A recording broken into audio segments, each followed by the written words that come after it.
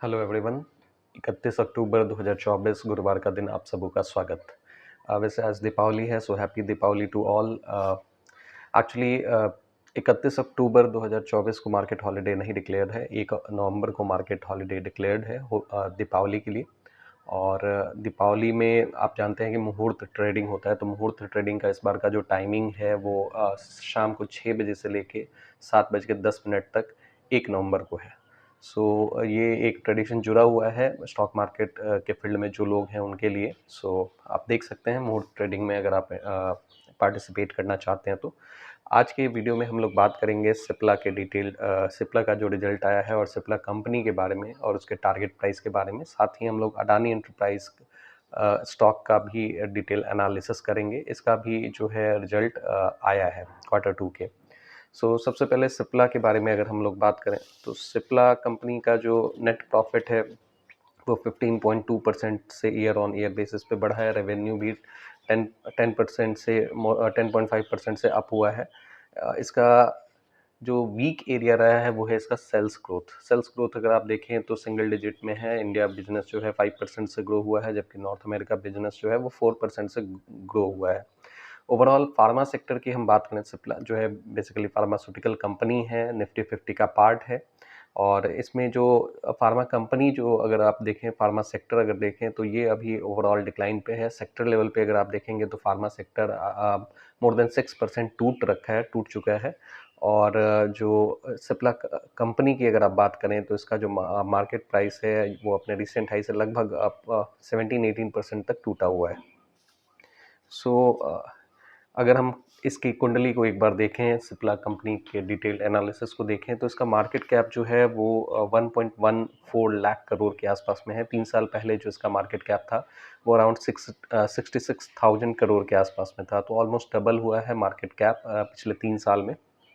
Current market price जो है ये 1418 का है, 1418 रुपीज़ का है। इसका जो रिसेंट हाई है वो 1702 रुपीज़ का है। अपने हाई से इसका जो इमीडिएट आप टारगेट अगर कंसीडर कर सकते हैं तो 1700 के आसपास में एक रेजिस्टेंस इसको जरूर देखने को मिलेगा। उस पर हम लोग थोड़ी देर में चर्चा करते हैं। प्राइस टू अर्निंग अगर आप देखेंगे तो प्राइस टू अर्निंग इसका 25 के अराउंड है, जबकि इंडस्ट्री पी का जो एवरेज अगर आप देखेंगे तो अराउंड 36 के लेवल पे इंडस्ट्री पी आपको देखने को मिलेगा। तो पी वाइज जो है ये आपको अंडर वैल्यूड दिखाई देगा, ये सस्ता दिखाई देगा। बुक वैल्यू के हिसाब से भी अगर आप देखेंगे तो प्राइस टू बुक जो इस सिप्ला शेयर का है वो 4 के अराउंड है। और इंडस्ट्री एवरेज भी अगर आप देखेंगे प्राइस टू बुक का तो वो 4 के ही अराउंड में आपको देखने को मिलेगा। तो ये जो है आपका राइटली प्राइस्ड फिलहाल दिखेगा प्राइस टू बुक के अकॉर्डिंग। आरओई और आरओसी की बात करें तो आरओई 16.8% का है, आरओसी 22.8% का है। प्रोमोटर होल्डिंग अगर आप देखेंगे तो अराउंड 31% का है। सेल्स ग्रोथ पिछले 3 साल का एवरेज अगर आप देखेंगे तो 10.4% का है। और 5 साल का एवरेज ग्रोथ अगर देखें तो 9.5% का है। तो अराउंड 10% के आसपास में जो है इसका ग्रोथ, एवरेज ग्रोथ देखने को मिल रहा होता है। डेट टू इक्विटी अगर आप देखेंगे तो 0.02 है, जो कि बताता है कि कंपनी जो है ऑलमोस्ट डेट फ्री है। इस पे कर्ज न के बराबर है। अगर आप देखेंगे तो बहुत सारे फंड हाउसेस ने सिप्ला कंपनी के लिए टारगेट प्राइसेस सेट किए हैं। वैसे सिप्ला कंपनी अगर आप देखेंगे तो मेनली ये जेनरिक ड्रग्स में डील करते हैं, बहुत ज़्यादा इनोवेशन पे ये वर्क नहीं करते हैं। निफ्टी 50 का पार्ट है। जेनरिक ड्रग को सेल आउट करने के बाद में जो भी प्रॉफिट होता है ये पॉकेट आउट करते हैं। ओवरऑल फार्मा सेक्टर में ग्रोथ जो है अब थोड़ा डिक्लाइन पे रहा है, उसमें डेंट पड़ा है। इस कारण से भी आप कह सकते हैं कि सिप्ला जो है वो टूटा हुआ है, और इनफैक्ट अभी जो है ठीक ठाक लेवल से टूटा हुआ है। इवन जो रिजल्ट अनाउंसमेंट के हिसाब से अगर आप देखें तो एक्सपेक्टेशन से हालांकि थोड़े बेहतर ही रिजल्ट भी रहे हैं, लेकिन इसका जो सबसे वीक एरिया है वो है सेल्स ग्रोथ। सेल्स ग्रोथ बहुत कम पेस के हिसाब से देखने को मिला है। डिफरेंट फंड हाउसेस द्वारा इसके जो टारगेट प्राइस दिए गए हैं वो थोड़े अलग अलग हैं। कुछ फंड हाउस जो हैं वो इसमें अभी भी वीकनेस एज्यूम कर रहे हैं, हालांकि जो वीकनेस का लेवल है वो 1400 के टारगेट के आसपास में मेंशन किया जा रहा है। जो ऑलरेडी सिप्ला कंपनी जो है वो 1418 रुपये के आसपास में पहुंचा हुआ है। और ऐसे अगर आप देखेंगे तो ऑप्टिमिस्ट व्यू के हिसाब से जो इसके टारगेट प्राइस हैं वो इवन 1900 तक देखने को मिल रहे हैं। वैसे जो इसका रिसेंट हाई है वो 1700 के आसपास में है। तो इसको इस प्राइस पे ज़रूर रेजिस्टेंस का सामना करना पड़ेगा अगर वो 1900-1960 के लेवल तक जाता है तो। सो डिफरेंट फंड हाउसेस में कुछ के टारगेट जो अपवर्ड डायरेक्शन में अगर आप देखें और ये लेवल पे अगर ये कंसोलिडेट होना शुरू करता है, जो कि ऊपर से बहुत शार्प करेक्शन हुआ है पिछले आप कह लें कि 2-3 महीने में, और स्टॉक जो है अपने हाई से करीब 15 से करीब 18% तक टूटा हुआ है। सो यहाँ से जो है स्टॉक में जो है अगर रिकवरी कंसोलिडेशन के बाद में अगर होती है तो ये 1700 से 1900 के लेवल तक जा सकता है। 1700 जो है इसका प्रीवियस हाई रहा है, तो यहाँ पे इसको रेजिस्टेंस देखने को मिल सकता है। सो आप अपना डिसीजन स्वयं बनाएं, यहाँ पे कोई बाइंग सेलिंग रिकमेंडेशन नहीं होगा, बट इन डेटा पॉइंट्स के बेसिस पे आप अपना एक व्यू पॉइंट लेके चल सकते हैं। इसके अलावा अडानी एंटरप्राइज के भी जो रिजल्ट आए हैं, और अडानी एंटरप्राइज का शेयर जो है वो 4% अप क्लोज हुआ है कल के ट्रेडिंग सेशन में। Q2 के प्रॉफिट अगर आप देखेंगे तो ये बढ़े हैं। हालांकि सबसे बड़ा चैलेंज ये है कि सेक्टर में जो है डिक्लाइन, कोल सेक्टर अगर आप देखें, अडानी एंटरप्राइज वैसे एनर्जी सेक्टर में डील कर रहा होता है, और अगर आप देखें तो कोल सेक्टर में ओवरऑल डिक्लाइन आपको देखने को मिलेगा, बट स्टिल उसके बावजूद भी जो है अडानी एंटरप्राइज में प्रॉफिट जो है वो बढ़े हैं। और शायद इसलिए भी है कि एक वीकर सेक्टर में अगर कोई स्टॉक स्ट्रांग परफॉर्मेंस दे रहा है तो डेफिनेटली मार्केट उसको अप्रिशिएट करता है, उसको प्रीमियम देता है। तो वही शायद हमें कल के मार्केट में देखने को मिला है। रिजल्ट अनाउंसमेंट के बाद में भी इसमें पॉजिटिविटी मेंटेन रही है। इसका रेवेन्यू देखें तो 15.7% से अप हुआ है। कोल ट्रेडिंग जो इसका मेन कंपोनेंट है वो 30% से डिक्लाइन हुआ है, कोल ट्रेडिंग सेगमेंट जो है इसका। इसके अलावा अगर आप देखेंगे तो अडानी एंटरप्राइज में जो न्यू एनर्जी का सेगमेंट है, जिसमें सोलर एनर्जी और विंड एनर्जी का कंपोनेंट आता है, वो 39% ऑफ द टोटल प्रॉफिट है। सो इसका करंट मार्केट प्राइस अगर आप देखेंगे तो 2969 रुपीज़ का इसका करंट मार्केट प्राइस है।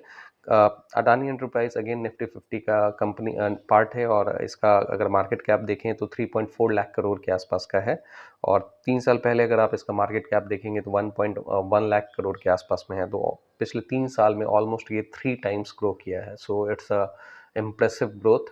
हालांकि डेटा पॉइंट्स के हिसाब से अगर आप देखेंगे तो कंपनीज में पी का लेवल अगर आप देखें तो ये 60 प्लस का पी लेवल है, जबकि इंडस्ट्री पी 30 के लेवल पे है, तो इस हिसाब से ये काफ़ी ओवर वैल्यूड आपको दिखेगा। इवन प्राइस टू बुक अगर आप देखें तो ये 8 के लगभग का है, जबकि जो इंडस्ट्री का प्राइस टू बुक का एवरेज है वो 3.5 के लेवल पे है, तो इस हिसाब से भी ये काफ़ी ज़्यादा ओवर वैल्यूड दिखेगा। ROE और ROC का लेवल अगर आप देखें तो ये बिलो 10 आपको दिखेगा, 9.73 के आसपास में, 9.73 के आसपास में ये दिखेगा। सो ROE ROC के लेवल बहुत ज़्यादा इंप्रेसिव तो नहीं है। सेल्स ग्रोथ हालांकि अगर आप देखेंगे तो ये इसका स्ट्रॉन्ग एरिया आपको देखने को मिलेगा। पिछले 3 साल में जो सेल्स ग्रोथ है वो 34.6% का सेल्स ग्रोथ है, दैट इज़ क्वाइट ह्यूज। और पिछले 5 साल का एवरेज अगर आप देखते हैं सेल्स ग्रोथ में तो 19% का जो है एवरेज सेल्स ग्रोथ आपको देखने को मिलेगा। सो ये पूरे जो हैं अडानी एंटरप्राइज से रिलेटेड डेटा पॉइंट है। हालांकि चार्ट पैटर्न को अगर आप देखेंगे तो वहाँ पे बहुत ये हिंडनबर्ग के अनाउंसमेंट में या जो भी रिविलिएशन था या जो भी एलिगेशन था उसके कारण से स्टॉक जो है धड़ाधड़ बहुत ज़्यादा शार्प करेक्शन उसमें आया था। उसके बाद में हालांकि रिकवरी भी शार्प वी शेप रिकवरी हमें देखने को मिली है, और अभी वैसे ये अपने रिसेंट उस समय के हाई को क्रॉस नहीं कर पाया है, जो कि 3744 रुपीज़ का है। सो इमीडिएट जो टारगेट रहेंगे वो उसी के आसपास के रहेंगे। और मार्केट में ओवरऑल जो है अभी थोड़ा यूएस इलेक्शन का भी फियर है। यूएस इलेक्शन 5 नवंबर को होने वाले हैं, और उसके इलेक्शन रिजल्ट का भी जो है मार्केट जो है थोड़ा वेट एंड वॉच वाली पॉलिसी ज़रूर अपना रहा है। मीनवाइल ऑयल प्राइसेस जो हैं वो थोड़े उनमें प्राइस डिक्लाइन ज़रूर हुआ है, तो ये भी इंडियन इकोनॉमी के लिए बेनिफिशियल होता है। तो ये सारे जो हैं डेटा पॉइंट्स के बेसिस पे ये हमने सारा डिस्कशन किया है। अडानी एंटरप्राइज जो है ऑलरेडी अपने जो है लगभग प्राइस जो है एक सर्टेन टेरिटरी में मूव कर रहा है, तो एक तरह से आप कह सकते हैं कि इस प्राइस स्टैग्नेशन टाइप से ये दिख रहा है।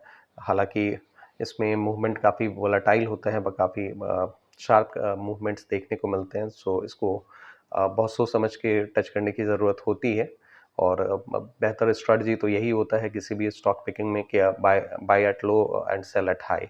अगर आप लोअर प्राइस पे किसी भी अच्छे स्टॉक को या किसी भी स्टॉक को अगर परचेस करते हैं और उनको अच्छे प्राइस हायर प्राइस पे बेचते हैं तो डेफिनेटली आप प्रॉफिट मेकिंग कर पाएंगे। सो आँख बंद करके लोअर प्राइस के हिसाब से केवल नहीं सोचना चाहिए, वैसे आपको देख लेना चाहिए कि आगे फ्यूचर पोटेंशियल और प्लस टेक्निकल सपोर्ट के हिसाब से सारी चीज़ें आपको आंकनी चाहिए और उसके बाद ही अपना फाइनल डिसीजन बनाना चाहिए। तो ये आज के डिस्कशन पॉइंट्स के हिसाब से हमने डिस्कशन किया है।